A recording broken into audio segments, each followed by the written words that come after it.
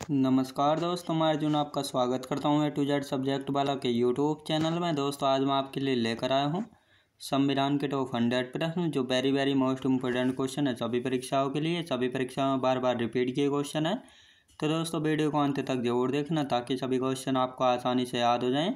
साथ ही दोस्तों, अगर आप हमारे चैनल पर पहली बार आएँ तो हमारे चैनल को भी सब्सक्राइब कर लीजिएगा, साथ ही बेल आइकन को प्रेस कर लीजिएगा ताकि हमारे आने वाले वीडियो का नोटिफिकेशन आप तक पहुंचता रहे। चलिए दोस्तों, वीडियो को स्टार्ट करते हैं। राज्य के नीति निर्देशक सिद्धांतों में से कौन सा गांधीवादी सिद्धांत है? ग्राम पंचायत का गठन करना जो है गांधीवादी सिद्धांत है, याद रखेंगे दोस्तों। अगला क्वेश्चन देखते हैं। भारतीय संविधान का राजनीतिक भाग मुख्यतः किस संविधान से लिया गया है? दोस्तों ब्रिटिश संविधान से जो है लिया गया है, याद रखेंगे दोस्तों। अगला क्वेश्चन देखते हैं। भारतीय संविधान का कौन सा अनुच्छेद कुछ दशाओं में गिरफ्तारी और निरोध से संरक्षण से संबंधित है? अनुच्छेद 22, याद रखें दोस्तों, अनुच्छेद 22। भारतीय संविधान का कौन सा अनुच्छेद स्मारकों अथवा कलात्मक या ऐतिहासिक महत्व के स्थान की रक्षा करता है? अनुच्छेद 49 करता है, याद रखें दोस्तों, अनुच्छेद 49। समान भाईचारे को प्रोत्साहित करना, वैज्ञानिक सोच विकसित करना और देश की रक्षा करना भारतीय संविधान के किस भाग से संबंधित है? मौलिक कर्तव्य से जो है संबंधित है, याद रखें दोस्तों। अगला क्वेश्चन देखते हैं। भारतीय संविधान के राज्य के नीति निर्देशक सिद्धांत किस विचार दर्शन से संबंधित है? दोस्तों उदारवादी, समाजवादी और गांधीवाद से जो है संबंधित हैं। भारतीय संविधान में उच्चतम न्यायालय का परामर्शदायी क्षेत्राधिकार संबंधी उपबंध जो है किस देश के संविधान से लिया गया है? दोस्तों कनाडा के संविधान से लिया गया है। भारतीय संविधान की प्रस्तावना किस देश के संविधान से ली गई? दोस्तों संयुक्त राज्य अमेरिका के संविधान से जो है ली गई है, याद रखेंगे दोस्तों। अगला क्वेश्चन देखते हैं।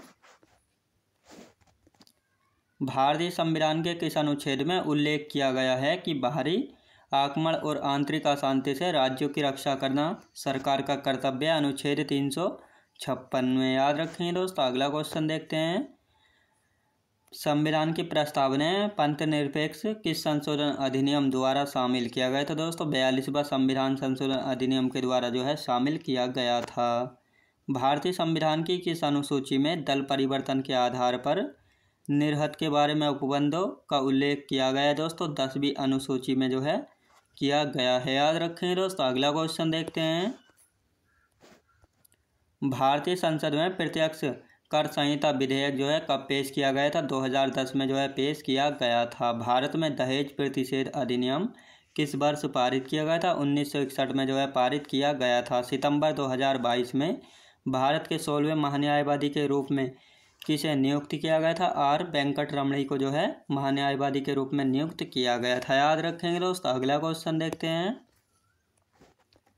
भारतीय संविधान के किस अनुच्छेद का संबंध भारत के नियंत्रक महालेखा परीक्षक की संपरीक्षा प्रतिवेदन से? अनुच्छेद 149 अनुच्छेद में, याद रखें दोस्तों। अगला क्वेश्चन देखते हैं। भारतीय संविधान का कौन सा भाग मूल अधिकारों से संबंधित है? भाग 3 जो है मूल अधिकारों से संबंधित है। भारतीय संविधान में विधि द्वारा स्थापित प्रक्रिया की अवधारणा को किस देश के संविधान से लिया गया? जापान देश के संविधान से जो है लिया गया है, याद रखें दोस्तों। अगला क्वेश्चन देखते हैं। भारतीय संविधान का कौन सा अनुच्छेद राज्यसभा की संरचना से संबंधित निर्देश देता है? अनुच्छेद 80 में, याद रखें दोस्तों, अनुच्छेद 80 में। वन, औद्योगिक और श्रम विवाद तथा आर्थिक और सामाजिक योजना को संविधान की 7वीं अनुसूची की किस सूची में शामिल किया गया है? दोस्तों समवर्ती सूची में जो है शामिल किया गया है। भारत का सर्वोच्च विधि अधिकारी कौन होता है? भारत का महान्यायवादी होता है भारत का सर्वोच्च विधि अधिकारी, याद रखेंगे दोस्तों। अगला क्वेश्चन देखते हैं। भारतीय संविधान का अनुच्छेद 26 किससे संबंधित है? धार्मिक कार्यों के प्रबंध की स्वतंत्रता से संबंधित है, अनुच्छेद 26।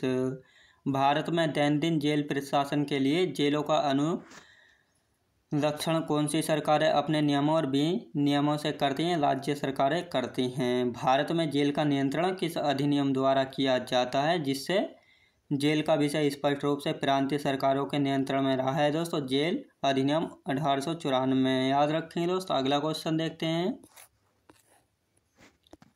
भारत में किस संविधान संशोधन के लिए व्यापक रूप से यह माना गया है कि उसे मूल अधिकारों की न्यायिक व्याख्या को अधिभूत करने के लिए अधिनियमित किया गया? दोस्तों, पहला संविधान संशोधन 1951 के तहत। अनुसूचित क्षेत्र के रूप में बनने वाली सबसे बड़ी प्रशासकीय इकाई जिला होता है। सबसे छोटी इकाई कौन सी होती है? दोस्तों, ब्लॉक में गाँवों का समूह। याद रखेंगे दोस्तों, ब्लॉक में गाँवों का समूह। अगला क्वेश्चन देखते हैं।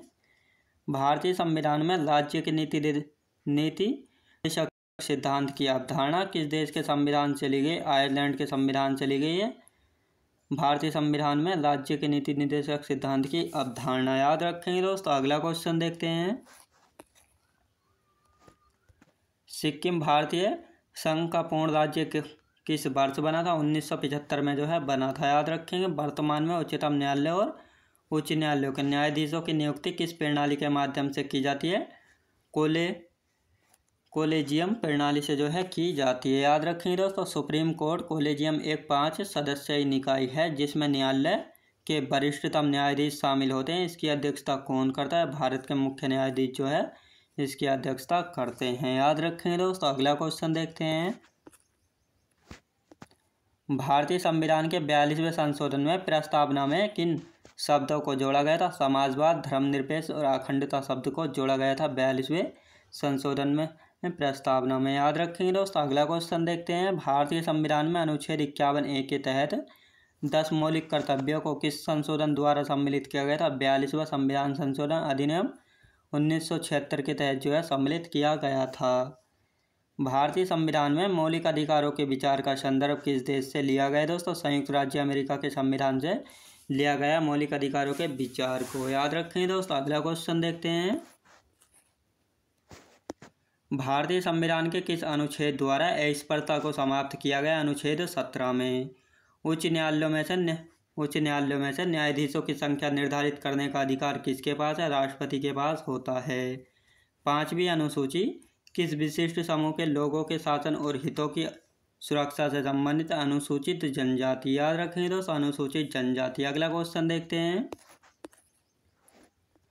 भारतीय सर्वोच्च न्यायालय ने किस मुकदमे में सर्वप्रथम संविधान के मूल ढांचे का सिद्धांत किया है? केशवानंद भारती बनाम केरल राज्य।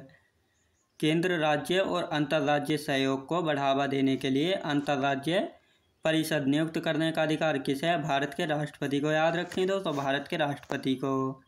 भारतीय संविधान का कौन सा अनुच्छेद राज्यपाल की सभी कार्यपालिका शक्तियों से संबंधित? अनुच्छेद 154। याद रखेंगे। अनुच्छेद 154। अगला क्वेश्चन देखते हैं। उपराष्ट्रपति का चुनाव लड़ने के इच्छुक उम्मीदवार को जमानत राशि के तौर पर कितनी राशि जमा करनी होती है? 15,000 रुपये की राशि जमा करनी होती है उपराष्ट्रपति का चुनाव लड़ने के इच्छुक उम्मीदवार को। भारत में किसी राज्य की न्यायिक सेवा में जिला न्यायाधीशों के अलावा अन्य व्यक्तियों की नियुक्ति किसके द्वारा की जाती है? दोस्तों, राज्य के राज्यपाल के द्वारा जो है की जाती है। भारतीय संविधान के किस अनुच्छेद के अंतर्गत ग्राम पंचायत का गठन किया गया? अनुच्छेद 40 के अंतर्गत ग्राम पंचायत का गठन किया गया है। अगला क्वेश्चन देखते हैं। प्राचीन स्मारक संरक्षण अधिनियम किस वर्ष पारित किया गया था? 1904 में जो है पारित किया गया था। भारत की संसद ने किस वर्ष नागरिकता अधिनियम पारित किया था? वर्ष 1955 में। याद रखें दोस्तों। वर्ष 1955 में। भारतीय संविधान के राज्य के नीति निर्देशक सिद्धांत को किस देश के संविधान से लिया गया है? आयरलैंड के संविधान से जो है लिया गया है। याद रखेंगे दोस्तों। अगला क्वेश्चन देखते हैं।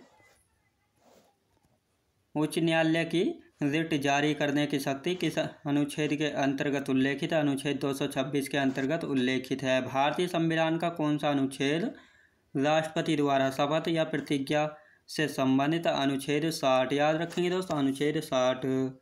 भारतीय संविधान के अनुसार किस आयु तक के बच्चों को मुफ्त और अनिवार्य शिक्षा प्राप्त करने का अधिकार है? 14 वर्ष तक के बच्चों को मुफ्त और अनिवार्य शिक्षा प्राप्त करने का अधिकार है। याद रखेंगे दोस्तों। अगला क्वेश्चन देखते हैं। भारतीय संविधान का अनुच्छेद 315 किस संस्था की स्थापना से संबंधित है? संघ लोक सेवा आयोग यूपीएससी और राज्य लोक सेवा आयोग एसपीएससी से संबंधित अनुच्छेद 315। भारतीय संविधान का कौन सा अनुच्छेद राष्ट्रीय महत्व के स्मारकों, स्थानों और वस्तुओं के संरक्षण के प्रावधान से संबंधित अनुच्छेद 49 राष्ट्रीय महत्व के स्मारकों, स्थानों और वस्तुओं के संरक्षण से संबंधित है। याद रखेंगे दोस्तों। अगला क्वेश्चन देखते हैं, भारतीय संविधान में मौलिक कर्तव्यों को किस देश के संविधान से लिया गया? यूएसएसआर के संविधान से लिया गया मौलिक कर्तव्यों को। याद रखेंगे दोस्तों। अगला क्वेश्चन देखते हैं,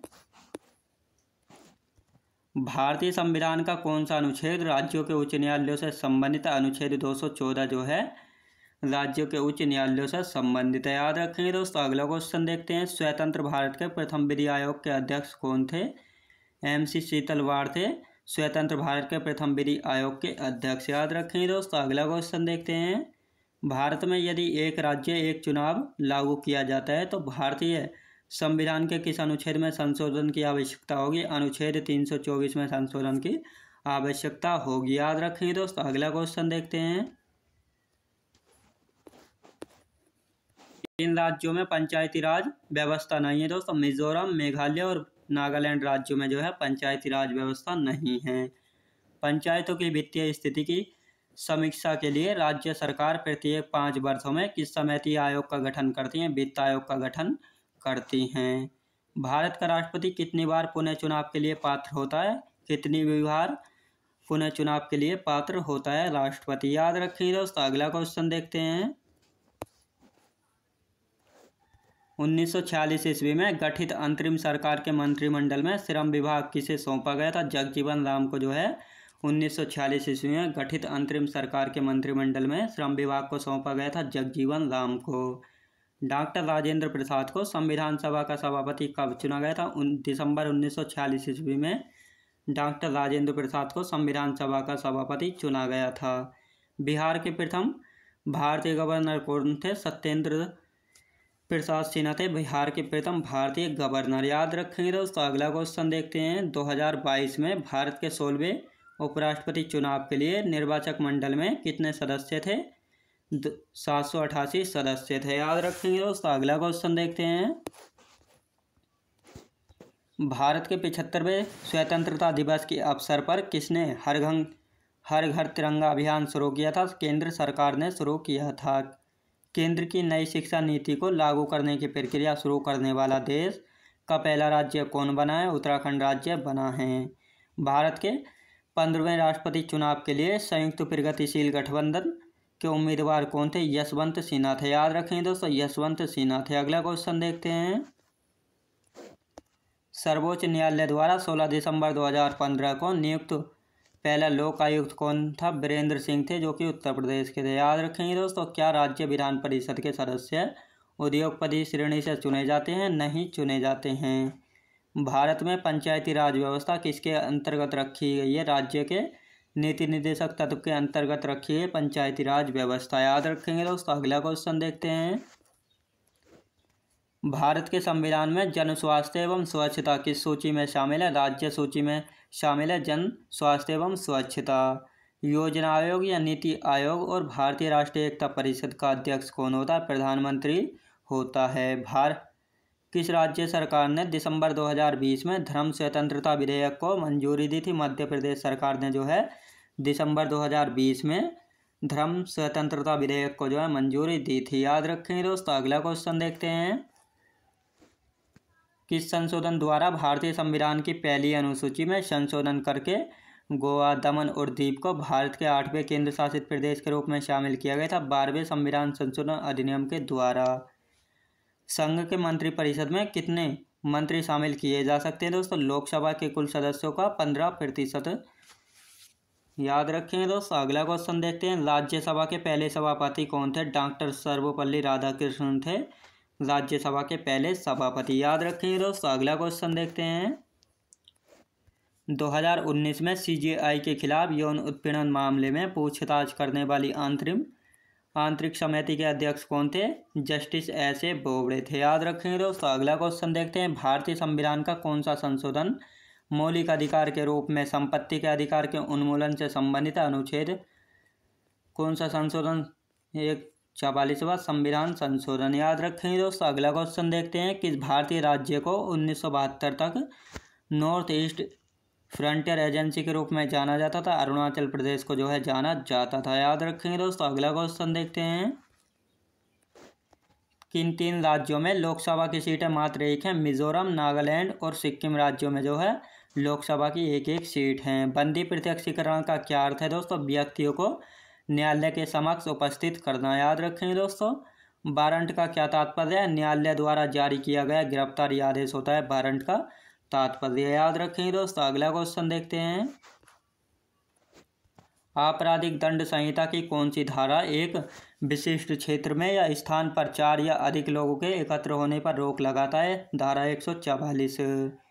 केंद्र सरकार की मंत्रिपरिषद केवल तभी अस्तित्व में आती है जब प्रधानमंत्री। याद रखेंगे दोस्तों। अगला क्वेश्चन देखते हैं।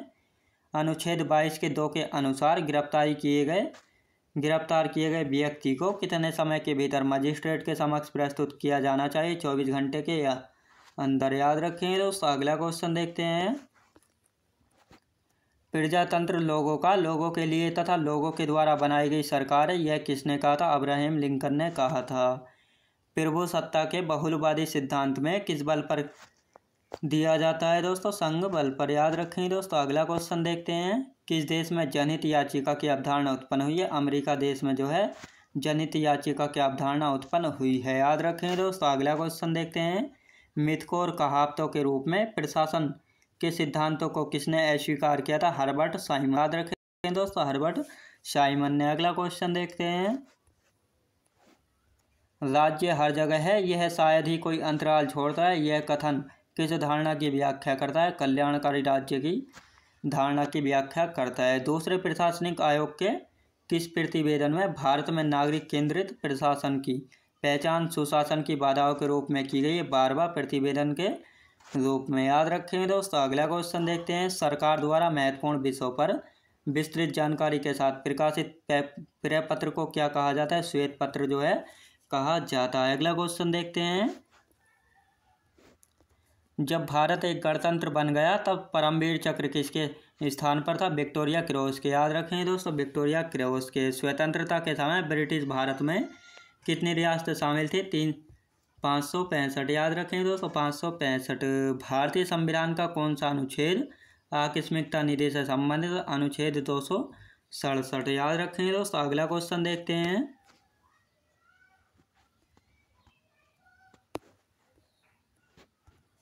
कौन से संविधान संशोधन अधिनियम द्वारा मतदान की आयु को 21 वर्ष से घटाकर 18 वर्ष किया गया था? 61वां संविधान संशोधन अधिनियम द्वारा, जो कि 1989 में किया गया था। कौन से आयोग या समिति की सिफारिश पर भारत में अंतर्राज्यीय परिषद की स्थापना की गई थी? सरकारी आयोग की सिफारिश पर। कौन सा संविधान संशोधन अधिनियम जीएसटी वस्तु या सेवा कर नियमों के कार्यान्वयन के लिए आवश्यक प्रावधान करता है? 101वां संविधान संशोधन अधिनियम के द्वारा। अगला क्वेश्चन देखते हैं। मौलिक अधिकार का स्रोत संयुक्त राज्य अमेरिका तथा राज्य के नीति निर्देशक तत्व का स्रोत आयरलैंड है, जबकि आपातकालीन शक्तियों से संबंधित प्रावधान का स्रोत कौन सा देश है? जर्मनी देश है।